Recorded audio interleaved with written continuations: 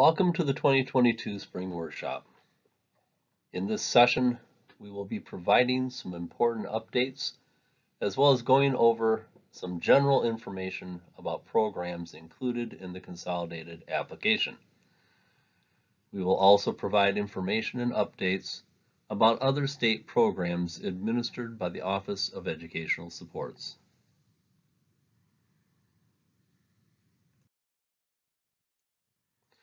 Sign-in sheets are in the chat, which includes information for receiving sketchies.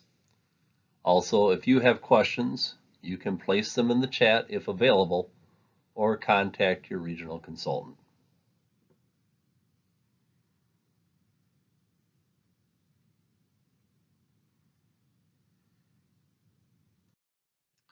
The 2022 Spring Workshop consists of 5 parts as indicated: a general overview, information about the consolidated application and TIS updates, fiscal issues, private schools, and budget considerations.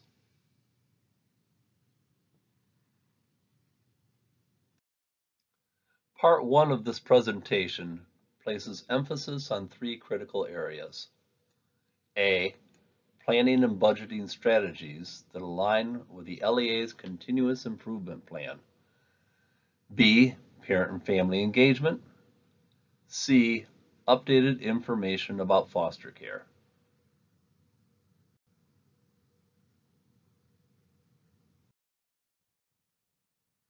Until MyKIP strategies are linked into Nexus, districts will continue to work with those strategies that will help them to achieve their goals based on continuous improvement.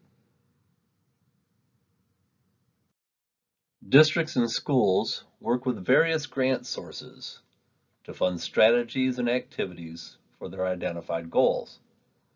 There should be a link between MyKIP, continuous improvement strategies, and what is budgeted in the consolidated application.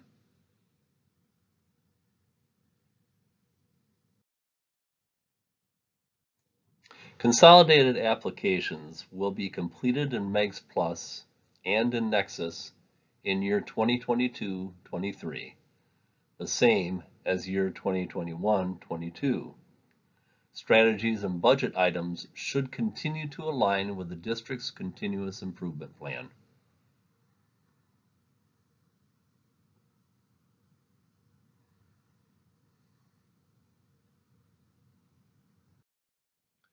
There must be a direct alignment of funding goals, strategies, and activities with budgeted items. They should be based on needs assessments, continuous monitoring, and adjustments to ensure ongoing student growth and development.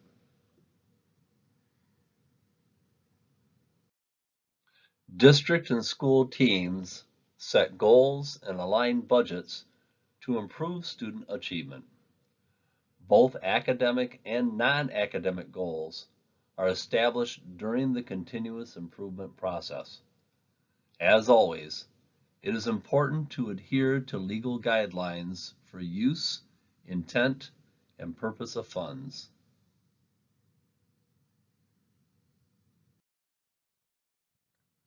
Needs are assessed. Plans are developed. Use of funding sources is aligned with developed plans. Implementation, monitoring, and evaluating progress occur continuously.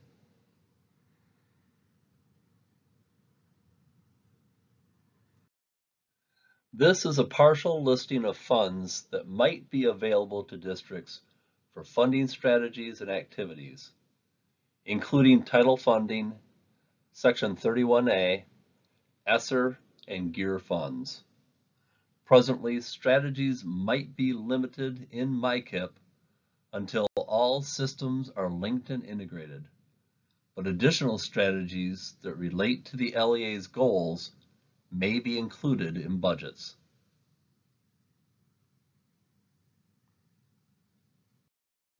Determining when and how to use federal funds for strategies requires thoughtful consideration.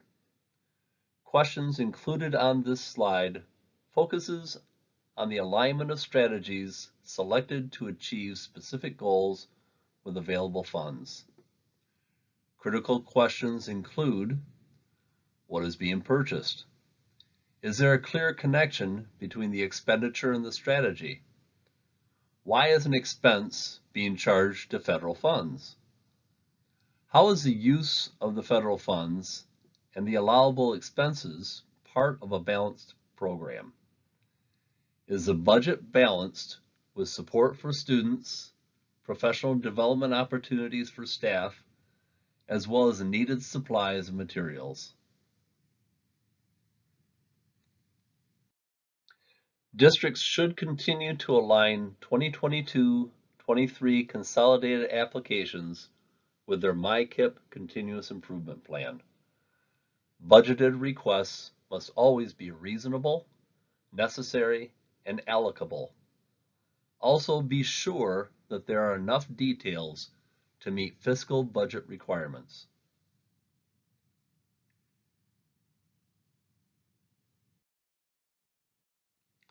The Title I Targeted and School-Wide Program Requirements template is initially completed when a school becomes Title I Part A Targeted Assistance eligible for the first time, or when a targeted assistance building transitions to school-wide.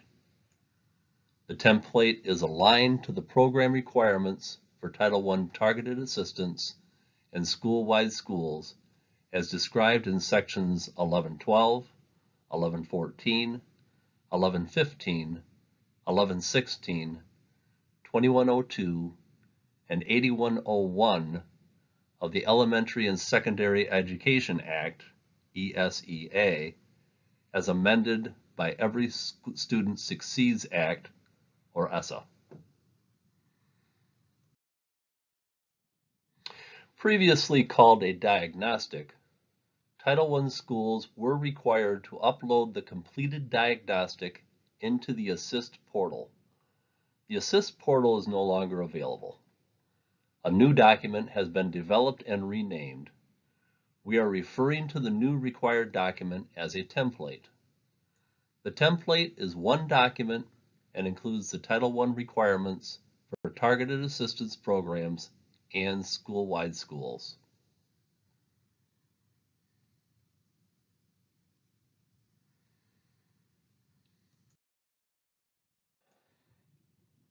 The template is completed with stakeholder collaboration and describes the Title I Part A program design to be implemented in the school. The program design should be reviewed annually and updated with stakeholder input. The template is maintained at the school and implementation monitored.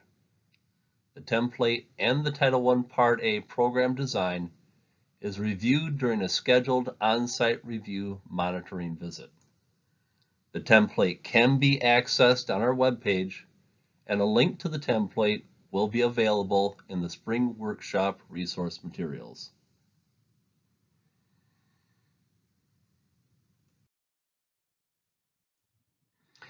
Evidence and artifacts, the annual Title I meeting, and language considerations are included in this section on family engagement.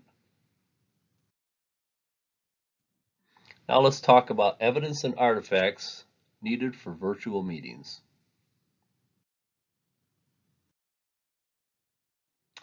A meeting no longer constitutes the physical presence of all participants. Zoom, Microsoft Teams, and Google Meets now allow educators and families to gather even while home, in another city, or anywhere in the world. We can include participants of varying expertise and gather input, interest, and direction from experts in all walks of life.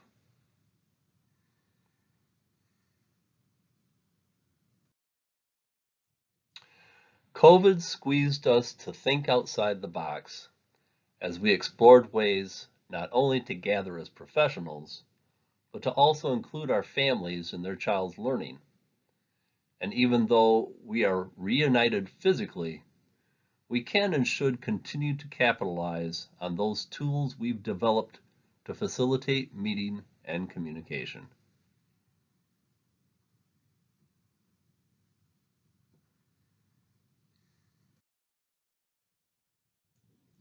In addition to the annual meeting, the Title I family engagement legislation requires regular ongoing communication between families and school throughout the year. Requirements include regular two-way communication, involving parents in planning and decision-making, a description and explanation of the curriculum, as well as frequent reports on their students' progress.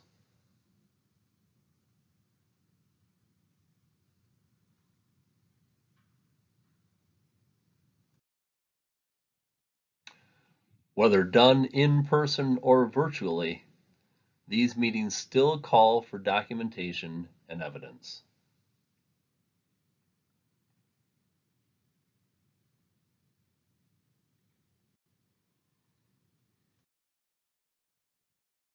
There are many creative ways that virtual solutions can become their own source of evidence and documentation.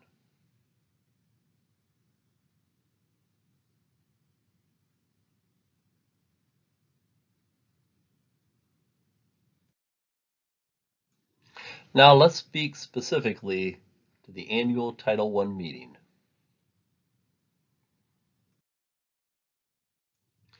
The annual meeting is required by law in Section 1116 of the Every Student Succeeds Act.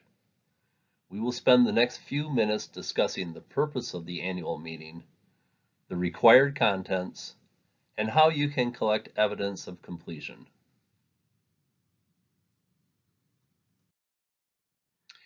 Here are the required topics of the annual meeting. It is important to remember that the focus should be on the dissemination of important information, not just that a meeting was held and that you can prove that you had one. While it is necessary to document the event, the focus must be on sharing important information with families. First, families need to know what Title I is, that the intent is to close achievement gaps and improve academic performance, and if your school is school-wide or targeted. Also, what does that mean? We want parents to receive knowledge of the Title I program in our school and how we are using Title I funds to impact student learning. We want parents to know about our curriculum and the resources we will be using to teach it. It's important for families to know what assessments we will be using to ensure their children are progressing.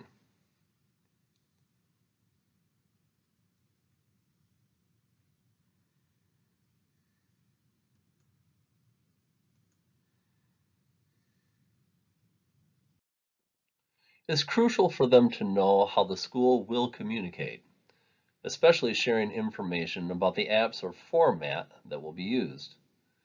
Communication must be two-way, so how can parents and families communicate back with the school? This is a great time to include information about the plan and the compact, and it's also important for them to know their rights. If there are positives about the last 2 years in education, one might be that we've learned all this information can be shared in a variety of ways instead of just at a traditional public meeting.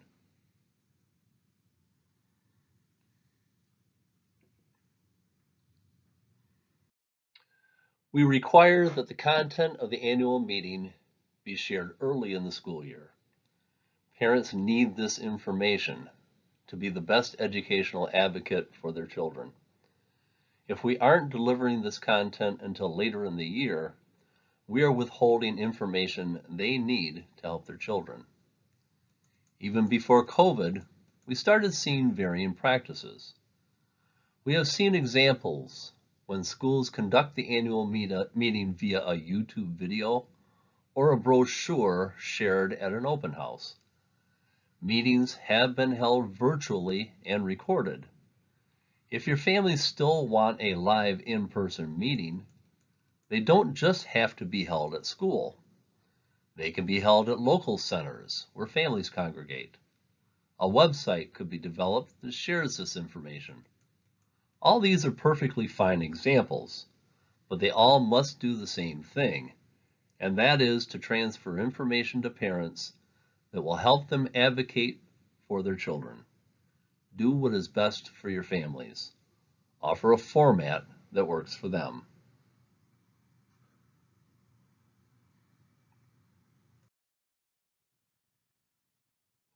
Maybe you're still conducting your annual meetings in person. If this works and it is still effective, meaning many families are participating and they are understanding what Title I provides your school, keep it up. Just be sure to keep a copy of the agenda and sign-in sheet on file in case of an on-site review. If your traditional annual meeting is not well attended or isn't providing the results you hope, don't be afraid to try something new. The strategy of sharing out the annual meeting virtually has become quite popular. Just remember that the length should be brief and it should be engaging. To document evidence, you could track the number of views and provide survey to ensure families are grasping the information shared. It would also provide an opportunity to ask questions, even anonymously.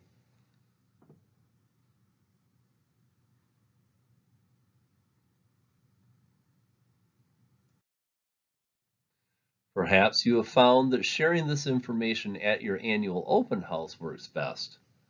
The brochure that you hand out and a sign-in sheet at your table or booth would be sufficient evidence.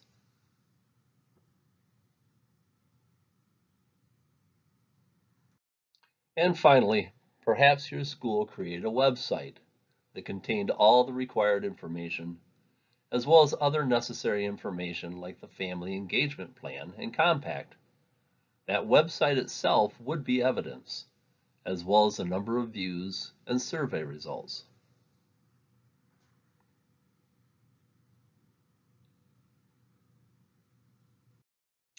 Remember, the intent is to provide valuable information to families. Please spend your time on making sure this activity is meaningful to families and conducted in a format that works best for them. Just be sure to document the process.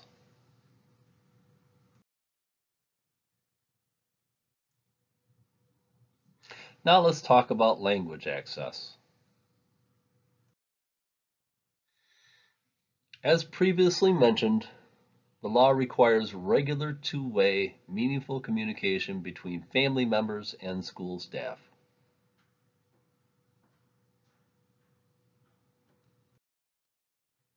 Interpretation or translation services must be provided in languages that parents can understand.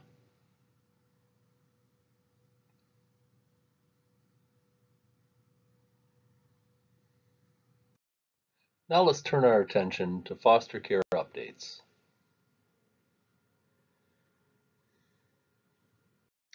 On October 1st, 2018, LEAs were required to upload a foster care transportation plan/procedure document in the GEMS portal. The process for LEAs to upload their documents did not require a secure login at that time. Because of internal system limitations, it was possible to select or enter the wrong LEA during the upload process, and some LEAs did not successfully complete the upload for their foster care transportation plan/procedure document. Due to an upgrade to the system and the need to review listed contacts and local transportation processes, a review and resubmission of the plan will be required by October 1st, 2022. Secure access to GEMS will be required for this transmission, so please consider this need for planning and for all appropriate personnel to meet the timeline.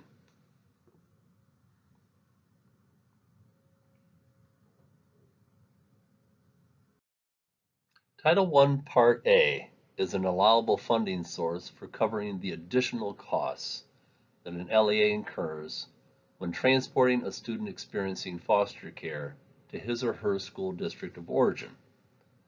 If the student is attending the resident district, then there will be no allowable uses to cover transportation using Title I Part A funds. USED recently approved Title I Part A funds to support staff assigned to the foster care liaison role.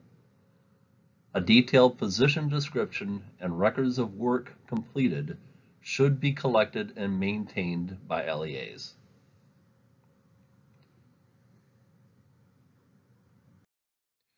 This concludes Part 1 of the 2022 Spring Workshop, which focuses on linking MyKIP strategies and budgeting, the targeted and school-wide program template, family engagement, the annual Title I meeting, and foster care updates. You may ask questions at this time or follow up with your regional consultant.